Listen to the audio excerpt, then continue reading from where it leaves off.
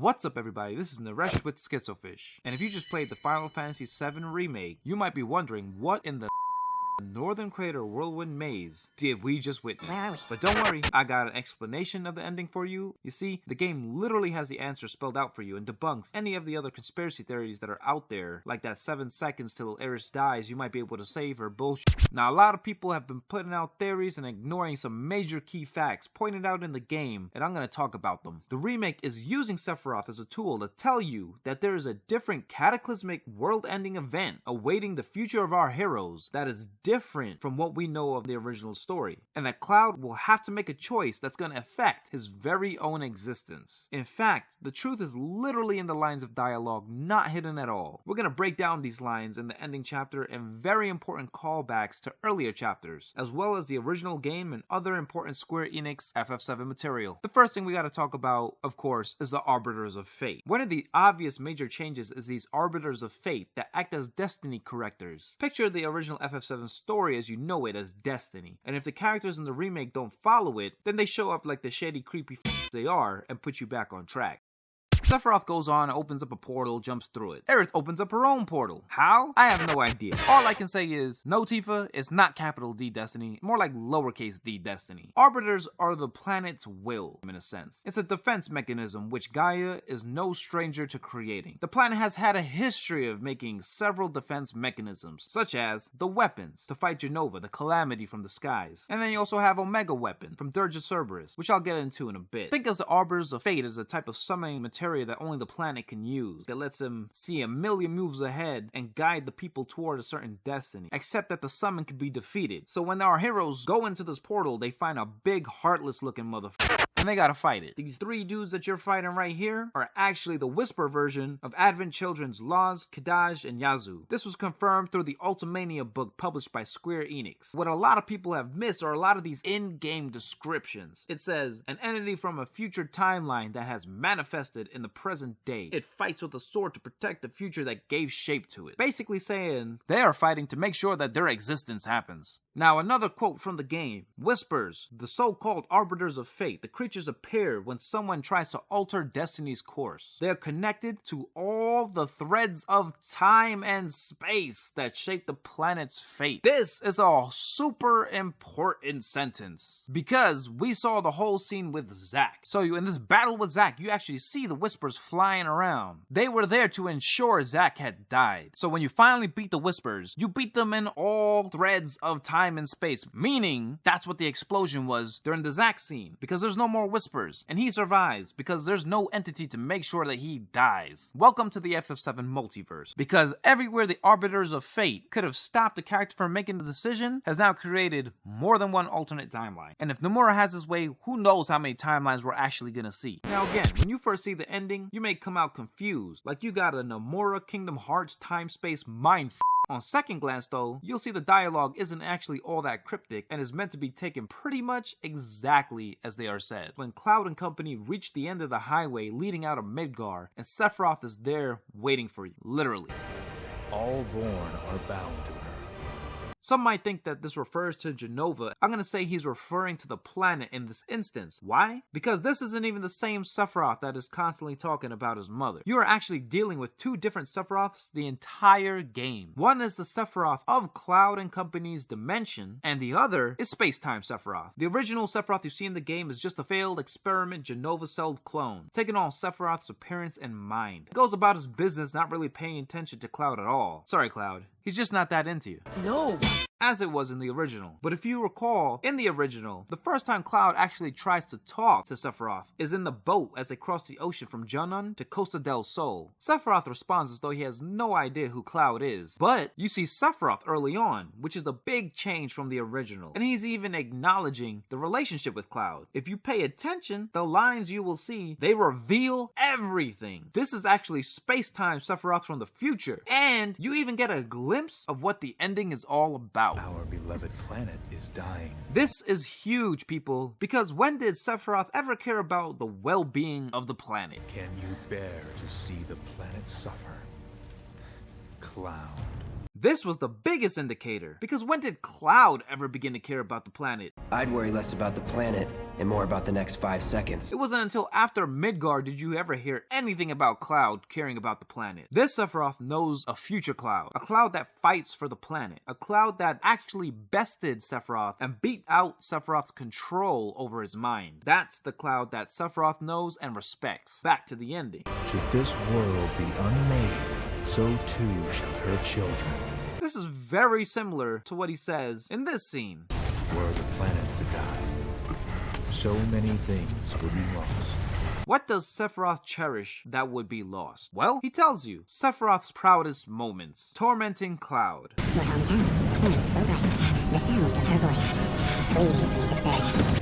That which binds us together would be no more, and I would be loath to live in such a world. Sephiroth saying he doesn't want to live in a world where the proudest moments of his life don't mean anything. He doesn't want to live in a world where they don't exist, where Cloud doesn't exist. This is the key to all the doors of the ending. Now, as you're fighting these final battles, if you happen to check the objective descriptions, you'll notice that in chapter 18, there's one called The Turning Point. It literally says, in the world beyond, Sephiroth shows Cloud a vision of the planet 7 seconds before its demise. Having strayed from the course destiny set for them, they strike out on a path toward an unknown future. 7 seconds before its demise, people. You see, what happens next is you have the classic standoff between Sephiroth and Cloud in space. But he says some super important lines. Cloud shows up holding his head, likely still having premonitions of the future that was supposed to be, and Sephiroth says that which lies ahead doesn't exist yet. Meaning that everything that happened in the original game has not yet come to pass. Our world will become a part of it one day. Meaning the events of FF7 will happen as time moves on. He says, but I will not end. He won't die. Him or Genova, because they're essentially a parasitic entity inside of the life stream. But this we know from Advent Children. But here's the kicker. Here it is. Nor will I have you end. Hello, wake up everybody. When exactly in the future did Cloud end? So Sephiroth is saying he would loathe to live in a world without Cloud. So Cloud needs to run, needs to live, because Sephiroth's not gonna die, and he would rather not have Cloud die either. So Sephiroth says, lend me your strength, let us defy destiny together. Basically saying, yo, we gotta fight destiny for real, because you may not know it, some shit's about to go down, and I need you to live because I would be bored as and all my life's meaning would go out the window if you weren't here for me to torment. So Cloud says, nah, that, and Sephiroth says, well fine, have it your way. 7 seconds till the end. Time enough for you perhaps, but what will you do with it? Let's think about that for a second. That sounds like a situation where Cloud can save himself. Sephiroth is basically saying, and if you look at the in-game description, it's 7 seconds before the world ends. Cloud's existence ends. Not the Aerith situation. Why? Because the lines are coming from Sephiroth, guys. Come on. Sephiroth doesn't give a about Aerith. That's not the end. He wouldn't refer to Aerith as the end, and as we know from the original, Aerith dying was not the end. Aerith not dying just means she has more time to commune with Holy in order to make it more effective. So all the people who are theorizing, oh well, if Aerith survives, it would be the end of the world, wrong. Because if she really needed to die to get the live stream to work, let's be real. Aerith would kill herself to save the planet. Peace out, guys. I'm gonna be in the live stream. And all the people theorizing about Tifa, the implications just aren't the same for Tifa dying. Yes, it'll make us all very upset and sad. 7 seconds, again, still wouldn't be the end. None of the characters' deaths would be the end, except for Cloud's. Sephiroth would use that language for Cloud, because he's already said, I would loathe to live in a world without Cloud. Basically saying that Cloud has a choice. 7 seconds for Cloud to make some kind of choice which impacts him actually living. Since Cloud would be the selfless type, and Sephiroth would know that, it's likely a choice not between him or his friends, or him and the world, but more likely the world or his friends, and himself as a sacrifice, as that would make the choice harder. Sephiroth basically sees a world where Cloud is dead and the world is ended, and it apparently made him so upset he became self-aware of destiny and decided to fight it. How this happened is beyond me. Maybe through the live stream he was able to see that there was other things at work. But then how he learned how to time travel, who the knows? Maybe Sephiroth isn't bound to destiny. Instead of destiny, we should just say the will of the planet, because most of him isn't part of this planet, not bound to it. He can live on, Jenova can live on. So what's with this change of heart Sephiroth? And how far in the future is he from? And what ending did he see for Cloud? What ending did he see of the world? These are the questions we should be asking. You see, Sephiroth doesn't typically care for the planet. Remember what Sephiroth's true intentions were in the original. In FF7, he wanted to use Meteor to injure the planet. Why? Because it would be such a great injury that so much life stream would come out to heal it, and Sephiroth wanted to be there in the middle to absorb it all and become a new life form, a new existence. So Sephiroth's plan A didn't work, right? Because he gets beat by Cloud and company. Then you have Advent Children. The last thoughts of Geostigma's dead. Those remnants will join the life stream and girdle the planet, choking it, corroding it. AKA infecting it. What I want, Cloud. Is to sail the darkness of the cosmos with this planet as my vessel. He's basically talking about the geostigma, which according to Vincent is a disease caused when the body is attempting to get rid of Jenova cells, but it overcompensates and causes the disease. So he's using the geostigma to infect the life stream. So in both of these ways, he's still talking about, instead of him being a part of the life stream being a part of him and Jenova. What does this mean? Well, we know the life stream is actually also linked to Omega Weapon, and is explained in Dirge of Cerberus. If the planet is dying, Omega Weapon basically kills off everything, packs up, and leaves to another planet. This would give Sephiroth and Jenova the ability to sail the cosmos, which is why I like the scene of Sephiroth, where he's looking off into the cosmos saying, our world will be a part of it one day, but I will not end. Change of heart space-time Sephiroth has something else in mind, so I just want to say that the 7 seconds doesn't refer to the Aerith death scene. Now, that doesn't mean I don't believe that there's a choice coming up. Can you imagine, as Sephiroth in their timeline is dropping down to kill Aerith, space-time Sephiroth also shows up to f shit up even more? But it just doesn't refer to the end. Because of the space-time Sephiroth anomaly, we now have alternate realities. And now we have to deal with multiple Sephiroths. Not just 2, 3, because Zack is in a different alternate reality himself, and there's a Sephiroth there too. That's 3 times the f***ery. Who knows if Biggs and Jesse even woke up in our timeline. Now, where exactly the story is going, we're not supposed to know right now. So purposely, there isn't enough information. Now, to all the people out there who are wondering, why do this at all? Why add all this extra stuff, Nomura? Do you just have a hard-on for time-space?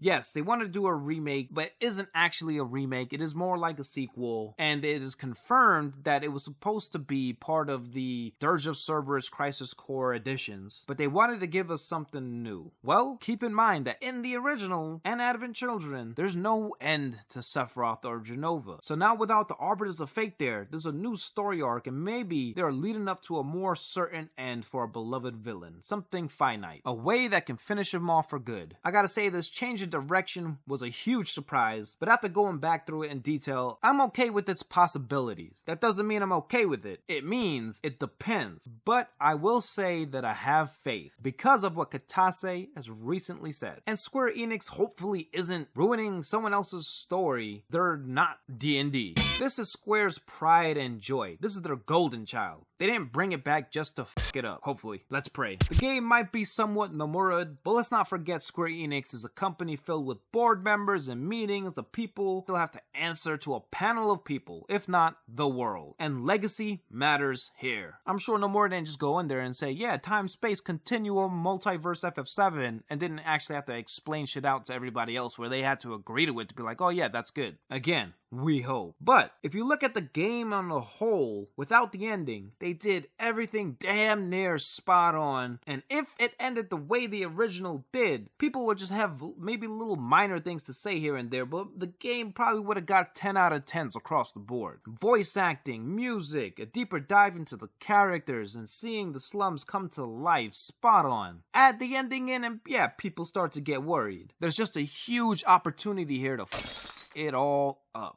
But I'll give them the benefit of the doubt. Why? Because considering how well they did with the rest of the entire game, I have faith. Now, with that being said, I don't think the game was perfect. I would have liked a little more open world. One of the things I was so excited for was the ability to explore Midgar itself. That means all of the sectors. There's actual sky rises and stuff in like Sector 3 and stuff. I want to be able to go witness all of that. And I would have liked a little more interaction with the environment. In the original, you could sit down and at bars, have a drink, eat some food. I would have liked to do some of that here in the remake. And I would have liked a little more downtime with the characters where they were actually saying what was on their minds as opposed to acting like they were suffering from Geostigma 19 and everybody was social distancing each other. You know, just a little more. Other than that, I give Final Fantasy VII Remake a 9 out of 10. But this rating is being optimistic about the ending. If they don't go fuck it up where I hate the story change, I'll have to drop the rating a little bit. Now the rating can still change too, if they release some DLC content that we could possibly add and fix some of these things. There you have it. Let me know what you think about everything, points that I've made, and the rating I've put out. And remember, subscribe to our channel. We got lots more content coming out. Peace!